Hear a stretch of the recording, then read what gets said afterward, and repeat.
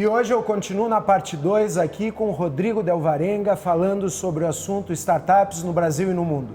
Esse ano eu peguei na internet até para apresentar como case uma startup inglesa que foi premiada num desafio também mundial, aonde ao mesmo tempo o repórter pegou uma menina da redação, ela investiu perto de $850 na bolsa, enquanto eles estavam ali na entrevista ela chegou a $1.100, né? Recuperando e monetizando muito isso aí. Quando eu vou para a área financeira, quando eu vou trabalhar junto a bancos, ainda existe um descrédito dessas ferramentas? Eu diria que o descrédito talvez seja dos próprios bancos, né? O setor financeiro é um dos que vai viver uma das maiores disrupções que a gente vai assistir nos próximos 10 anos. Ao longo dos próximos 10 anos. O cenário é esse? O cenário é esse. Okay. Desde tecnologias de pagamento, usando celular, usando pulseiras, usando cartões que não são cartões emitidos por bancos, que são cartões emitidos por empresas de tecnologia. Desde bancos virtuais, em que as pessoas colocam seus recursos lá e conseguem, inclusive, remunerar esses recursos indiretamente em função de outras atividades que aquela solução provê. Sistemas de empréstimo que passam por fora do sistema bancário tradicional, né? Então, você tem, da mesma forma que você tem o crowdsourcing para captar recursos para um projeto qualquer que você acredite e você vai contar com outras pessoas para ajudar a financiar, você tem o crowdlending, vamos dizer assim, que é as pessoas emprestando dinheiro para outras pessoas, entre elas. Isso tudo sem instituição bancária intermediando a intermediação dos bancos. Os bancos, eles têm uma velocidade de adaptação para isso muito pequena, ou às vezes até nenhuma. Muitos com sistemas antigos, o custo é altíssimo, e aí você tem clientes que hoje são os filhos dos filhos e que não se incomodam de ter os recursos deles fora do banco, numa startup em que ele pode converter aquilo em serviços trocando pela internet. E isso já é inevitável. As moedas virtuais, as cryptocurrencies, bitcoins e outras que estão surgindo com cada vez com mais força, essa é a realidade do meu filho e será ainda mais a realidade do meu sobrinho que tem 10, 12 anos. Está nessa fase encantado com a tecnologia. E a tecnologia faz parte dele, ele viu isso desde que ele nasceu. Então, os serviços bancários vão ser transformados de uma forma inacreditável e não vai demorar muito. Em 10 anos de hoje, nós vamos ver coisas acontecendo que os bancos não estão preparados para enfrentar. Nós estamos aí com todos os indicadores da nossa economia, a indústria, algumas empresas multinacionais, montadoras de caminhão, ônibus, carro, menos 62%, 68% comparativo ao trimestre ano passado. O varejo, 30%, 35%, pode chegar a picos de 50%, né, dependendo do segmento. Mas aonde o varejo, que é uma paixão da economia do brasileiro, está perdendo e não ter a lente de aumento voltada aí para startup? As marcas de bens e consumo em geral. Olha, muitas vezes, né, a gente tem que voltar no tempo para entender o conceito de algumas coisas. O varejo, de uma forma geral, é um modelo de negócio antigo em que você criava uma concentração de disponibilidade de bens num determinado lugar para que você tivesse uma concentração de pessoas naquele lugar. Do escambo para o shopping mudou o endereço só. Basicamente.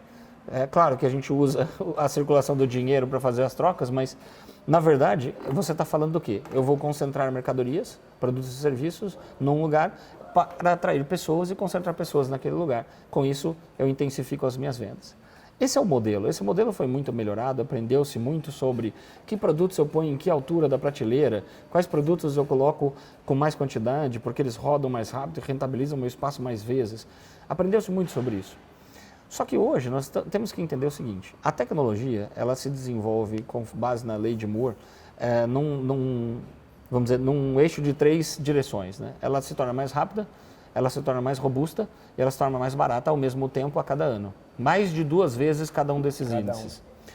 Ou seja, isso por ano. Então, se você entender isso, entender que a tecnologia está conectando tudo, os modelos de negócio de varejo, eles precisam absorver essa mudança e reinventar a forma com que eles criam atratividade para o consumidor. Então, por exemplo, ainda usa-se muito no modelo de varejo a compra por conveniência. Então, uma vez que eu trago o cliente aqui, as lojas em geral não têm janelas, você fica aqui, eu quero fazer com que você fique muito tempo aqui para comprar o máximo de coisas possível. Só que as pessoas têm orçamentos. Toda vez que ela foge do orçamento dela, eventualmente isso vai ter um custo para a pessoa. Mas ela está ali na hora, compra por impulso. Para o supermercado é ótimo. Ou para a loja de roupas é ótimo. Ou para o varejo, qualquer que seja ele, é muito bom. Mas para o cliente não é bom. Essa relação ela pode se tornar prejudicial, porque o cliente às vezes se endivida mais do que deveria.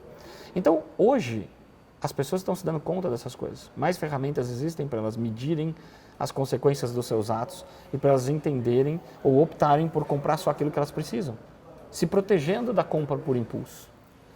Se isso está mudando, a forma de se relacionar com o cliente deve mudar. E talvez, ao invés de pensar, eu vou colocar a mão no bolso do meu cliente o máximo que eu puder de uma única vez, deveria migrar para, eu vou fazer com que o meu cliente seja meu cliente porque ele confia em mim e porque eu, de alguma maneira, apoio as decisões dele sem que ele precise, com isso, né, tá comprometendo o consumo da renda dele de outros bens. Eu tenho feito essa pergunta para várias pessoas aqui, diretor da FIEP, gestor do Sebrae, reitor da universidade, empresário executivo, e-commerce especificamente. Você entende que o e-commerce está recebendo a devida atenção pelo brasileiro? O cara que produz, o fabricante e o cara que vende, não o consumidor final. Não. Muitas empresas ainda têm no seu modelo principal de vendas um modelo baseado em o uso de espaços físicos, né? Hoje, nós temos uma startup aqui em Curitiba que chama Madeira Madeira, que é uma startup que construiu um modelo que vende material de construção e uma série de outras coisas num sistema de dropshipping, ou seja, ela vende primeiro e administra o estoque dos outros para entrega direta ao cliente. Então, ela não tem estoque, basicamente. Eles estão performando de forma incrível, estão crescendo barbaramente. Isso ilustra muito fortemente que se você tem um produto que quem compra é o consumidor final, tudo que está entre você e o consumidor final, que no passado talvez fosse absolutamente necessário, hoje pode ser que não seja a única forma de você se conectar com aquele cliente. E que novas gerações nem têm importância para o modelo antigo, que é ainda Exatamente. atual em vários segmentos. Exato. Conversa com os jovens e pergunta o seguinte, você vai ao supermercado? Você gosta de ir ao supermercado? Em geral, eu como professor universitário também posso te dizer que a maior parte deles nem sabe o que é isso. A não ser que eles morem sozinhos, alguém faz as compras e a comida aparece na geladeira. Porque não é algo que eles fariam. Eles não veem nisso uma atividade que deva ser feita. E quando eles têm que fazer, eles se defrontam com uma pergunta. Putz, mas não tem um jeito de eu comprar isso e alguém entregar para mim? E isso tem sido tentado por muitas startups que vêm ganhando mercado com esse tipo de solução. Por quê? Porque os novos consumidores não querem ter as mesmas relações, não querem comprar da mesma forma, não querem usar os mesmos veículos e querem usar o tempo, que é o recurso mais escasso do planeta, de uma maneira completamente diferente. Então, todas essas atividades consideradas mais mundanas pelos jovens são atividades nas quais eles não investiriam o tempo deles de forma a escolher. Eu quero ir ao supermercado porque eu adoro ir ao supermercado. Isso não é uma verdade. Eu, por exemplo, eu não gosto de ir a bancos. Eu trabalhei 22 anos no mercado financeiro. Eu não gosto de ir numa agência bancária. Os jovens detestam ir a banco, muito pior do que eu, porque eles nem gostam da figura do banco. Existe uma impressão de que aquele prestador de serviço faz um mau serviço, caro e que desperdiça recursos deles. Então, o mundo mudou. E fora do Brasil ele mudou ainda mais e ainda está muito à nossa frente.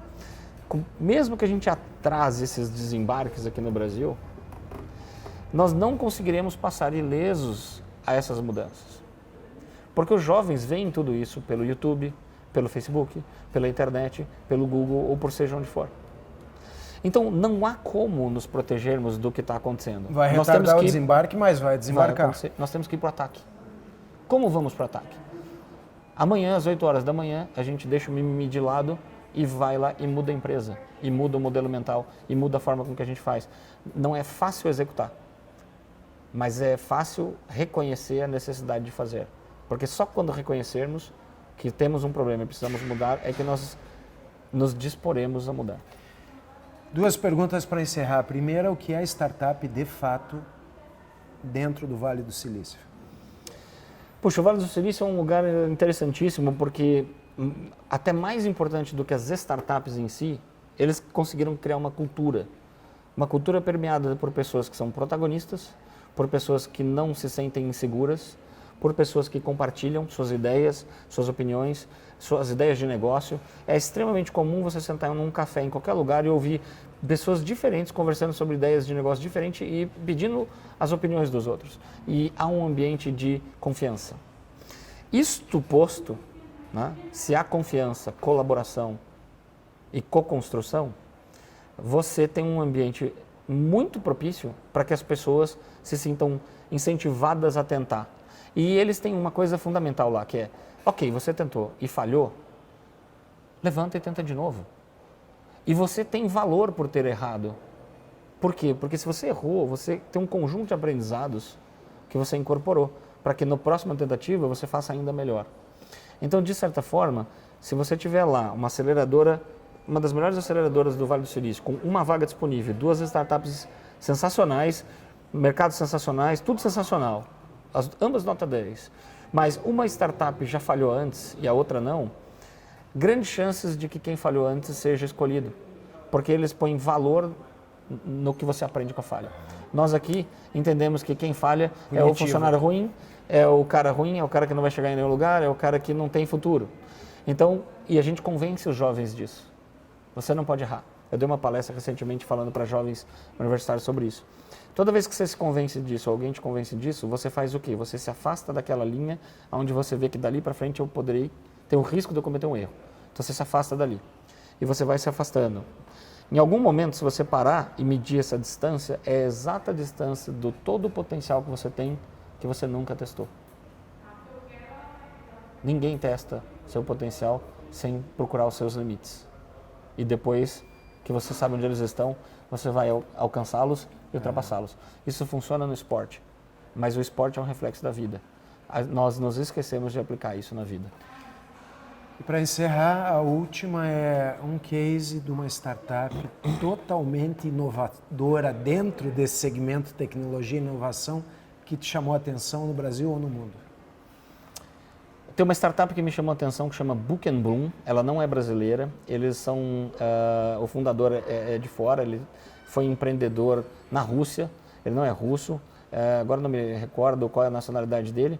Mas ele fundou uma startup que conseguiu construir um modelo de monetização por dentro do Facebook, coisa que nem o Facebook conseguiu fazer. E ele criou dentro do Facebook um botãozinho em que você pode, se você tiver um pequeno negócio, tipo salão de beleza, qualquer coisa que dependa de agendamento, você compra o serviço dele e passa a ter um botãozinho na sua página do Facebook. Quando você clica naquele botãozinho, você cliente, você consegue agendar, escolher o profissional, escolher a hora, desagendar, tudo dentro da sua página do Facebook. Só que para o salão ou para o prestador de serviço, é um CRM, é um sistema de gestão de relacionamento, mais um sistema de gestão do negócio. Ele consegue fazer programas de fidelidade, você consegue pagar, você consegue fazer a contabilidade das horas dos seus funcionários que atenderam clientes, quando, como, que clientes. Você consegue acionar os clientes que estão fazendo aniversário, os que não vieram no mês. Software de relacionamento e gestão. Só que dentro do Facebook. Não vi até hoje nada em software tão disruptivo quanto isso. Porque nem o próprio Facebook fez o que eles fizeram. E hoje eles estão crescendo absurdamente, eles já estão em 6 países no mundo. A gente tem conversado sobre o desembarque deles no Brasil. Eles captaram, a última captação deles foi 11 milhões de euros para um processo de expansão. E os 2 mercados que eles querem agora entrar é o Brasil e os Estados Unidos. Rodrigo, obrigado pela presença, abrir espaço na agenda, ter nos atendido. Foi enriquecedor culturalmente e sistemicamente aí toda a tua profundidade no assunto startup. Eu que agradeço o convite, foi uma honra falar contigo, Ricardo, e conhecer os seus telespectadores. Até a próxima.